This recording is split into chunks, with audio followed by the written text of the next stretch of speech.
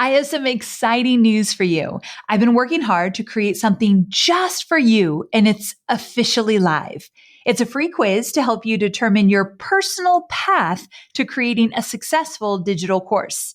That means by taking just 2 minutes to complete this quiz, you'll discover my 3 proven approaches for creating a profitable digital course, and you'll find out which one you should take based on your experience, expertise, and where you're at as an entrepreneur. Not only will you find out what path is best for you, I'll even give you a step-by-step framework for bringing your digital course to life. So head on over to amyporterfield.com/quiz right now to find out your next steps to creating a profitable business that you love. I mean it. Go take the quiz right now. Don't wait one more second. amyporterfield.com/quiz. Your future business and digital course is waiting for you to take this first step. I cannot wait to see what you create. So amyporterfield.com/quiz to get started creating your stellar and profitable digital course. All right, let's jump into today's episode. Can I let you in on a little something that gives me inspiration and motivation no matter what kind of mood I'm in? Not to mention, it's one of my most favorite parts about being an entrepreneur and watching others become one. It's the impact and legacy created day in and day out by passionate entrepreneurs. I truly find that when someone builds a business from a place of wanting to make a genuine impact, they leave a legacy. In fact, I'd love to ask you, what kind of legacy do you dream of leaving? Do you think about that? Like, what kind of impact would be important for you to make in this world? I don't know if I've thought enough about legacy. So I'm asking you this question because I'm really looking in the mirror saying, all right, Amy, what kind of legacy do you want to leave? And whether that means you make an impact on the lives of your children or an audience of 5 million people, no matter what, in my opinion, it's equally important. When I think about the kind of legacy that I could leave for young girls who are just getting out into the work world and giving them this idea that they can do it differently and be their own boss, like that totally lights me up. So if you want to get clear on the impact you want to make and the legacy you want to leave, stick around because my guest is an expert at creating both. And I think you'll find that what she has to say is inspiring and helpful for you as you create your own legacy.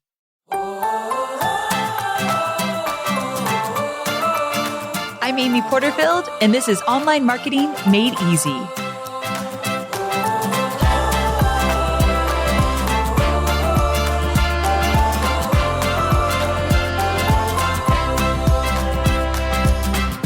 All right, so if you're in my audience, my guest's name is probably familiar to you. Her name is Amy McLaren, and she's the wife of Stu, a name you also may recognize from many of my past episodes. Amy's a busy mom of 2 who passionately splits her time between leading LadyStrength, which is an online community of driven entrepreneurial women, growing an Airbnb business, and being the hands-on CEO of Village Impact, the charity she and Stu founded more than a decade ago. When you look at her impressive list of businesses, it's clear she has a whole lot of passion and purpose. But believe it or not, she wasn't always an entrepreneur.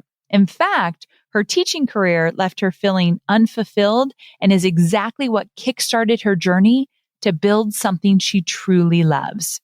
In this podcast episode, Amy and I chat about the myths of living a passion-filled life, which aren't what you would expect, and how to create more impact, leave a legacy. We're going to talk about her charity and knowing when you're called to do something bigger and so much more. Amy has also just written her very first book called Passion to Purpose, which we'll also talk about today. We have a lot to cover, so let's get to it. Well, hey there, Amy. Welcome to the show. Oh, thank you. It's so great to be here. I'm so thrilled that you're here. And first of all, congrats on your new book. I can't even wait to chat more about that later in this episode, but I'm sure that was a labor of love. Yeah, you know what? It's funny. That book is probably 2.5 years in the making, something like that. Yes. I always hear that when people write a book, they're like, I've been thinking about this book for years and years. And then finally, it's just like, oh my gosh, it's out into the world, which is the most exciting thing. So we're going to talk about that. But first, can you give us a little background about your journey to get to where you are? And at this point, running multiple passion-led businesses. Give us a little background.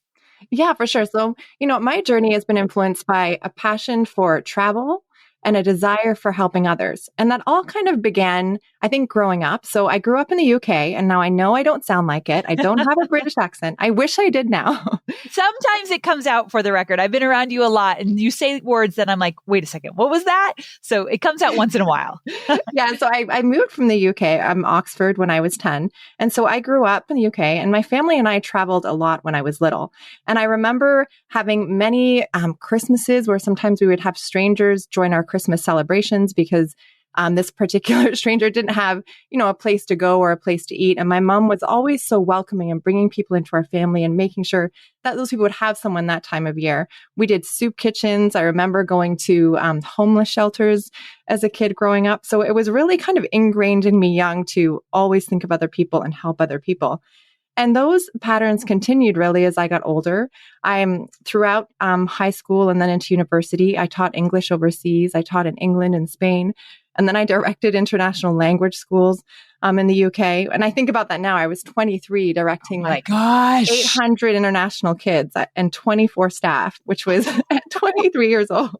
Whoa. I know. I learned a lot. I learned a lot during that time. But then I also did my master's in Australia, which I absolutely love too.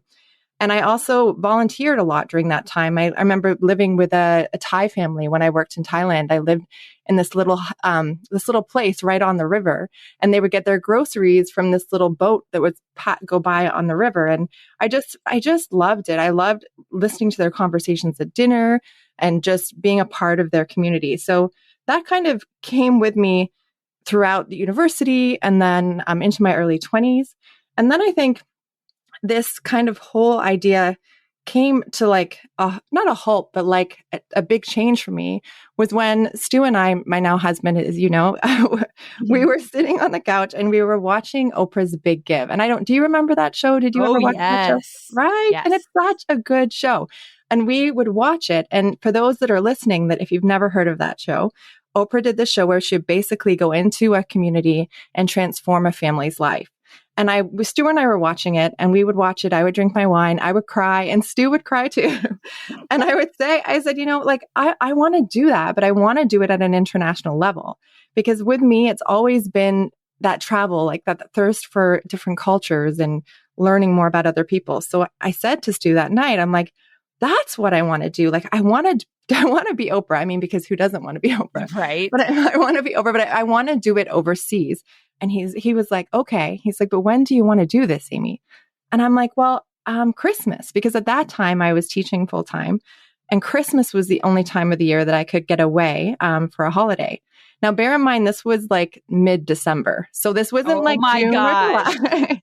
This was like mid-December. And he looks at me, he's like, really? And I'm like, well, yeah, like I'm not waiting. And he says, okay.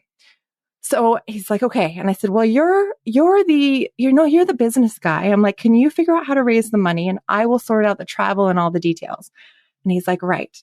But we did it. And in 2 weeks, we did what was called now a webinar, which would be like a teleseminar in those days. And we had 6 of our entrepreneurial friends share their predictions for that upcoming year. This was like 10 years ago, like the upcoming year. And they shared what their predictions would be. And people paid money to be on the call to listen to these predictions for the new year. And we raised $14,000 in like 24 hours. It was crazy, right? And I was like, yes. So then we flew down to El Salvador. We helped an orphanage there. We lived with an El Salvadoran family up on a mountain in the middle of nowhere. Mm-hmm. And there's lots of stories that come with that. But I mean, that was really the first beginnings of what is now I created, which was Village Impact. So that was kind of like how Village Impact started. But I know, like you had said, I'm very multi-passionate. I have a lot of passion-led businesses, which I'm sure maybe you can relate to, or other people, where we have different passions, right? Yes, yes. So I mixed that traveling into other businesses. So now I have a LadyStrength business it's called LadyStrength, and I take women on adventure trips, travel adventure trips. And you know my kind of travel. It's Okay. I have to tell you all, Amy invited me on one of these LadyStrength trips. And when she told me they were going to be in an RV, I said, I will politely pass because I am not adventurous like that, but you are. But you make it luxury. Yeah, no, you know what? We do a bit of both. So I did an RV trip. And then I've also done like riding motorcycles across the African desert, which is maybe a bit more crazy. But for me, it's all about pushing yourself out of the comfort zone while traveling and having these experiences while bonding with other women. So that's kind of like the LadyStrength business. And then my latest one that I'm super excited about is I started a luxury Airbnb, and it's again that love for creating experiences for people. So I've created a luxury Airbnb. It's at Dover Lake House on Instagram. And I just love doing it. And I started it last summer, and we're super host status, like doing all these amazing little things and for people that are coming to stay in our Airbnb. And that just gives me so much joy. So it's beautiful, by the way. I loved watching you create that and bring that Airbnb together. And then it's really fun to see people enjoy it now that it's all done. That's a great Instagram account. Oh, thank you. Yeah. So that's in a nutshell. I have the three in a sense where it's the charity for the giving. And then I also have the creating experiences through travel, which is my LadyStrength. And now my latest one being my Airbnb. Okay. So let's go back a little bit, because how did you know that you were being called to do more than working as a school teacher? Because my sister's a school teacher, and that in of itself is a huge job. So how did you get to the point that you thought, you know what, there's more I want to do. There's more I can do, and like the courage to actually do it? Yeah, totally. So like you said, being a teacher is an amazing profession, and hands down to all the teachers, because it is hard work. But yeah, I taught grade 1 for 10 years. And you know what? I would sit in my classroom, and I would constantly be thinking of like my travel experiences, or going overseas, or living with other families, and learning about these different cultures. And it was like constantly on my mind. Like I could never get rid of it. And I would always push it down, or I'd always say, no, I should be happy. I should be happy. I have a job as a teacher. And in Canada, like teachers are, paid a lot more than they are in the United States. And they are really well respected with pension plans. Like there's all kinds of great benefits to being a teacher. Like when I got my teaching position, 4,000 people applied. And like you'd be lucky to get a job as a teacher. So I was just so grateful for that. But I kept pushing it down because of all these, I suppose, positive things from it. It wasn't making me happy, and it wasn't filling me up. And I was coming home every day like disgruntled and dreaming about other things and not there. I think what held me back for a long time too is like the fear of what to do next. Do you know what I mean? Because I bet there's people out there, right, that, you know, maybe if it's not a job, it's a relationship you're stuck in, or it's, you know, a bad client, and you don't know what to do. So you sit in it. And then I think I sat in it to a point where I couldn't do it anymore. And I began to transition slowly out of it. So I first took a part-time leave. So I went down to part-time. And then I took a year off, obviously, when I had Marla, our daughter. And then I kind of just didn't go back. So I think it kind of got to a point where I decided not to ignore it, because I think it's like your intuition. It's like my friend Lisa Kay. She's an intuition coach, and it kept coming up and it kept showing. And I think that's so important to listen to that and to listen to your feelings and not ignore it, because you know, and I think of now, and I kind of wish now that I had listened sooner than I did, and didn't sit in fear and didn't wait, because maybe I would have built more schools, or I would have more Airbnbs, or, you know, who knows? But I'm glad I did make the move, and it does take a lot of courage. But I think sometimes if you start small and then build on that, it helps. Yeah, it's so true. And our stories are similar in the sense that I talk a lot about getting into entrepreneurship, where I too went part-time. Well, first I started working from home at my corporate job. Then I went part-time. Then I finally took the leap. I was a consultant, so I had clients. And then I eventually let go of the clients to do digital courses full-time. So I do believe in those baby steps. So I love that you shared that. But I want to ask you about some common myths of living a passion-filled life and business, because there are some myths around this. So talk to me about that. Yeah, for sure. So I think there are essentially three myths. The first one being that, to live this passionate filled life, it costs like so much money. And it's not true because like I traveled through Asia and Europe and I did it on a shoestring budget. Like I didn't have hundreds of thousands of dollars or even thousands of dollars when I was in university. So I do think there's a way that you can incorporate your passion that doesn't have to cost a lot of money. Like I remember my early days volunteering too, and like paying to volunteer and live with these host families and travel. So I think that's a myth.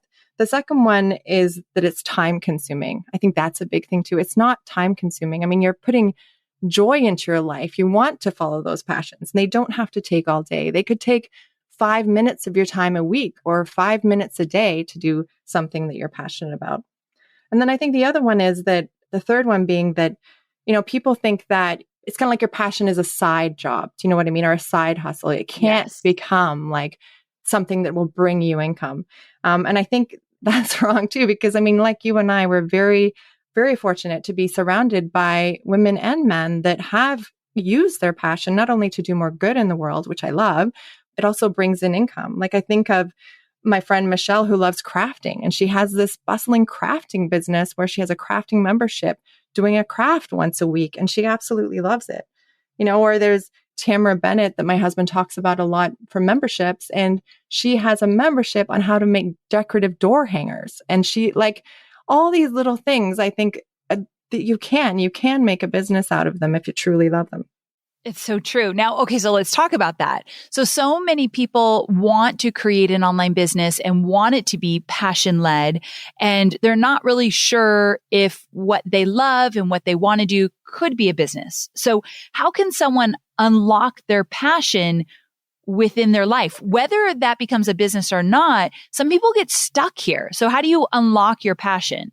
Yeah, like I think some people get, you're right, like they get stuck too because they may have been passionate about things in early life and then they get kind of stuck, or like life takes over, they have kids, or, they get the company's taking off, or they're working on their job.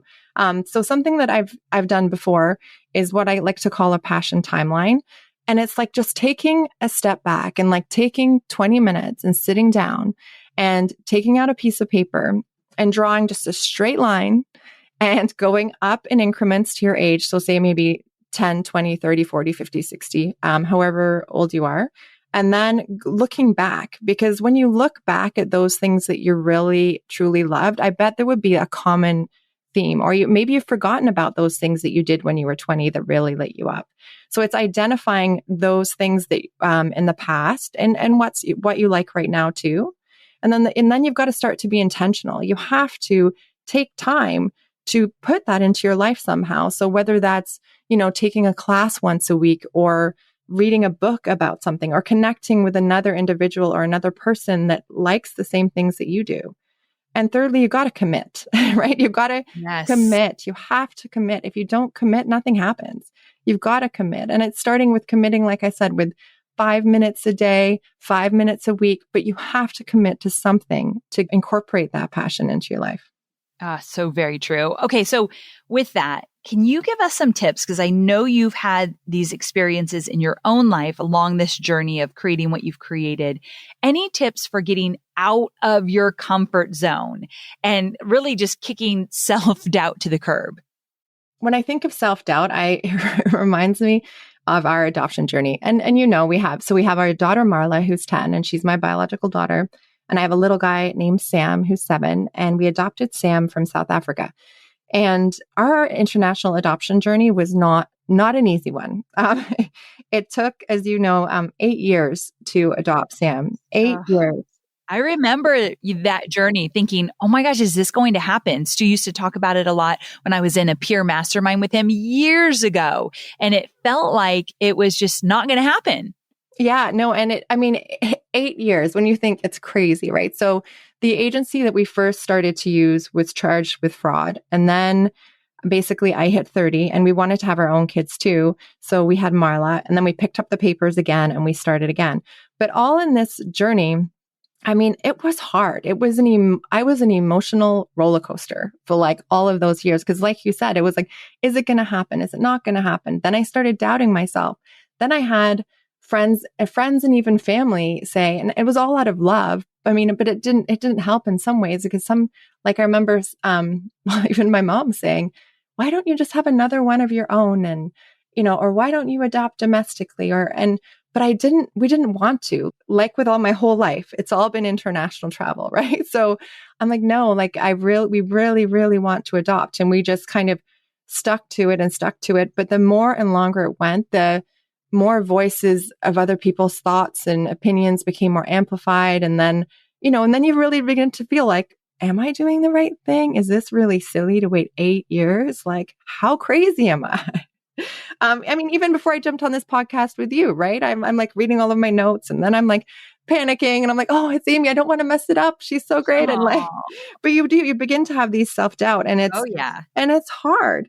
So some things that I've kind of reminded myself in the past is one, like, is it somebody else's mindset that you've got in your head and not yours? Like I think of my friend Alyssa, and I actually asked Alyssa to come on one of my trips that I did in Morocco, where we drove motorcycles across the desert for 8 days. So they basically dropped us off at one spot in Morocco and said, you have 8 days to get to Marrakesh on a 50cc small motorcycle. And we didn't have any places to stay. You just have to get from point A to point B in 8 days. So I'd asked her to come with us because I'm like, I think you'd really like it. And she's like, oh, I don't know, maybe. And then she never did. And we talked about that later when I got back and we were chatting. And she's like, you know what? She's like, I think I know why I didn't come. And I'm like, how come? She's like, it's my dad. My dad said that I shouldn't go and that I wasn't allowed to go because it's too dangerous. And then when we talked about it, we realized that it's her dad had these, he's never traveled a lot internationally. He's never done a lot of things like that. And that scares him. So he's passed this scared like mindset down to her about international travel. And it's like, I mean, yes, it is a bit extreme going across Morocco on a motorbike. I agree. But it's all this mindset that was coming from her dad. And then she said to me, she's like, you know what? I kind of wish I did come with you. I should have came with you and listened to me rather than listening to somebody else. So I think it's just making sure that we always come back to ourselves and to what we feel in our heart and what we believe, and try as much as we can to block out some of those thoughts that have come from other people. And it's all out of love, but that her dad's feelings probably came from his mom and dad. Do you know what I mean? Like, yes, I think they all come from people out of love, but sometimes they can hold us back. So that is definitely one thing, where someone else's mindset. The other thing I think is, reframing something and asking different questions. Because I think when we reframe our questions, it turns our brain on and we think in a productive way. So just asking yourself some different questions.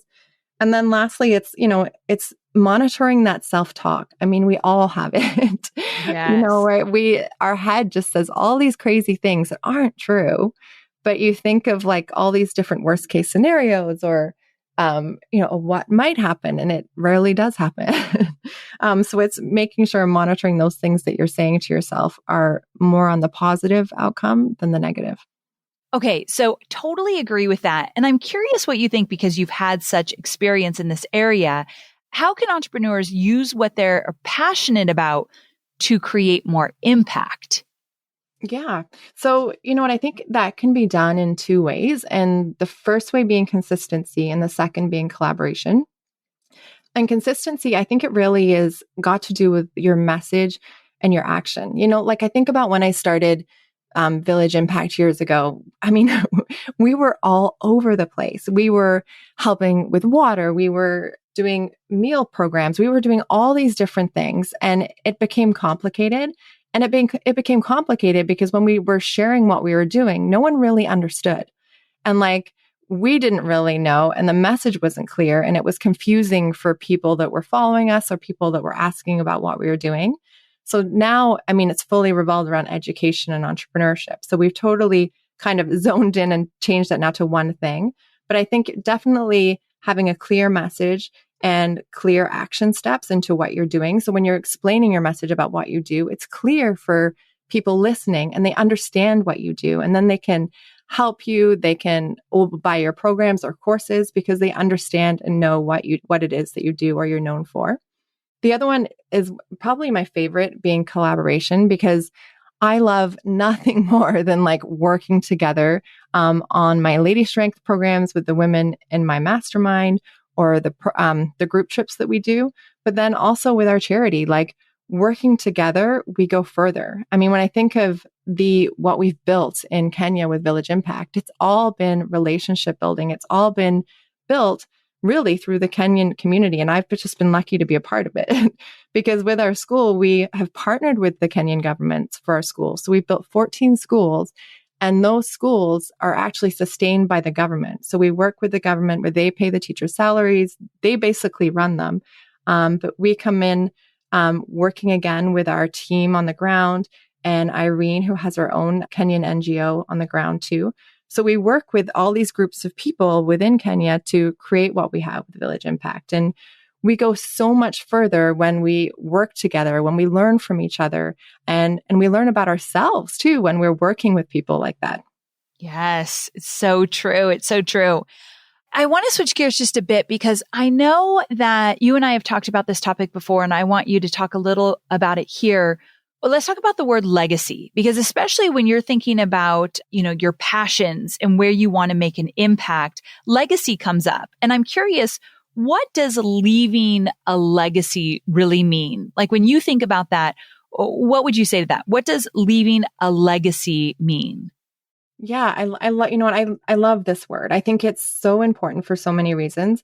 But first of all, I think, creating a legacy it's not created in one act. I kind of like thinking about it as friendship. Do you know what I mean? It's like, you don't want a friend that just shows up one time.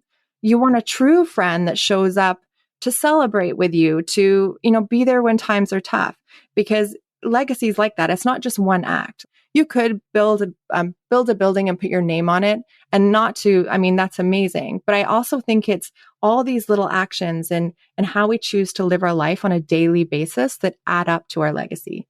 Like it makes me think of, my daughter Marla, that's 10, and there's nothing more important to me for her to see me living my life and to see me showing her what's possible for her life by her watching me live mine. Like, that is also in building our legacy. It's the pleases, it's the thank yous, it's the little things we do every day that lead to creating your legacy in life.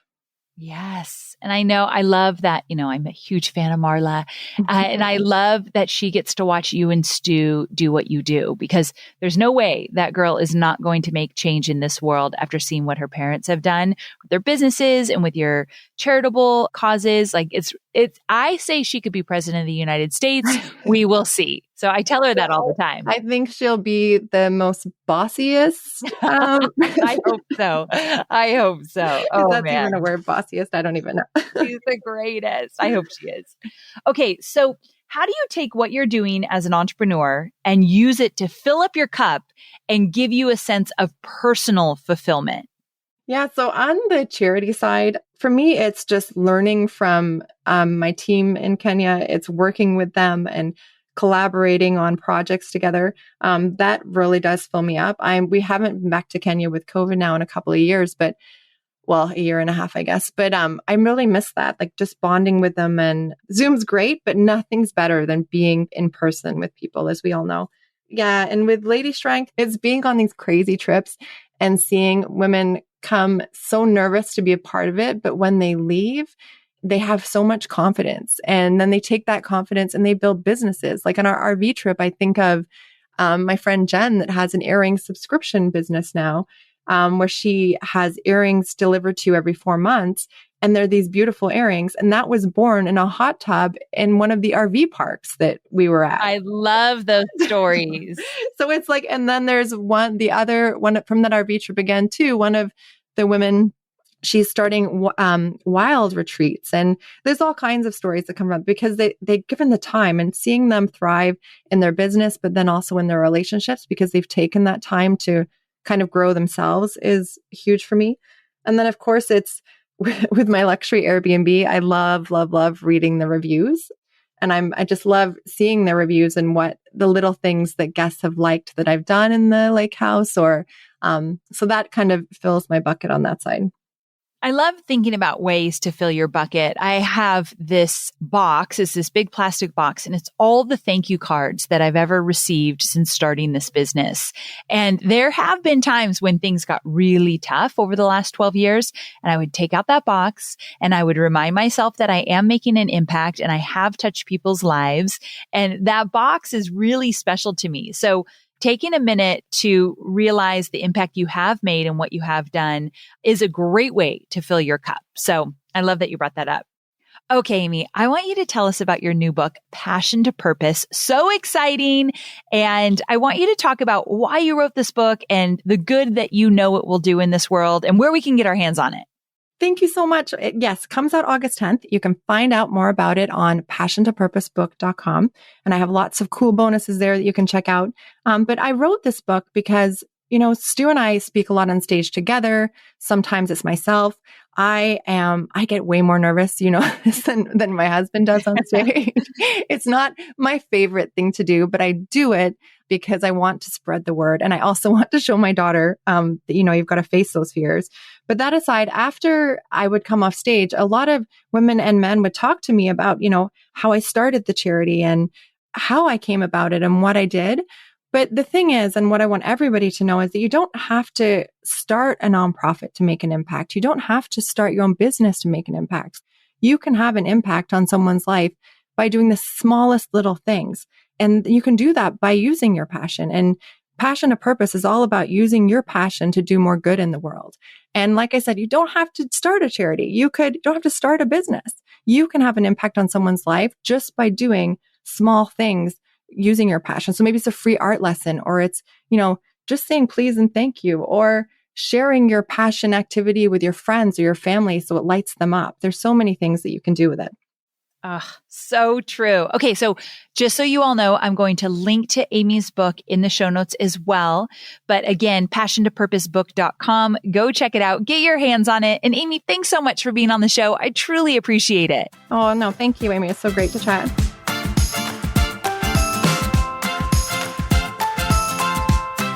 What a beautiful conversation. I've seen time and time again that when my students get clear on their passion, the impact they want to make, and the legacy they want to leave, big things start to happen. It's almost like everything starts to fall into place. So here's my challenge to you. Number 1, grab a pen and a paper and then get cozy. Sit somewhere quiet. And I want you to answer these 3 questions. Number 1, what am I passionate about? Number 2, what impact do I want to make? And number 3, what legacy do I want to leave? What am I passionate about? What impact do I want to make, both personally and professionally? It doesn't have to be all about business. And then what legacy do I want to leave? I feel like that last question is so important, something I think I need to think about even more. So let Amy's words throughout this conversation inspire you. Get to journaling, answering these questions, and I want to hear from you. So if you're so bold, take a picture of your answers, post them on social media, tag me. I'm at Amy Porterfield on Instagram, which is where I spend most of my time on social, or DM me on Instagram and share with me maybe one of your answers to one of the 3 questions. I'd love to hear from you. Okay. I also want to let you know that all proceeds for Amy's book, Passion to Purpose, are going toward building a girls' school. So all the proceeds go to building a girls' school. And it's the first one she's ever done. I'm really excited about this. So just know if you do purchase the book, it's going to a good cause. So passiontopurposebook.com, or details in our show notes. All right, my friends, I'll see you next week. Same time, same place. Bye for now.